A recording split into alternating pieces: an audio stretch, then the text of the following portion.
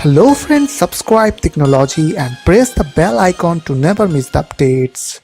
So at first you need to go to your start menu and then type over there create, and you will get this option is called create a restore point. Okay, so just click over there and now you will get this window, system properties window. So now what you have to do, you need to click on this create button. So before click on this create button, you have to select your drive from here.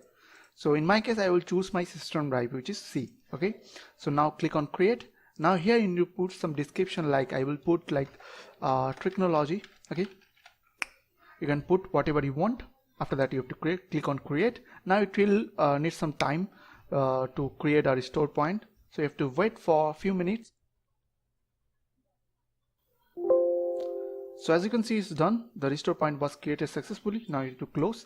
If you want to restore your system, then you have to click on system restore, and after that you have to choose click on custom different restore point, and after that click on next. Now I have to choose your last restore point from here. So here's my Tricknology.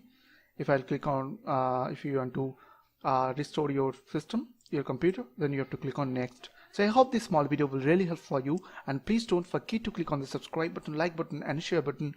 And if you have any queries or question, then comments down below. I will see you guys in the next video. Take care.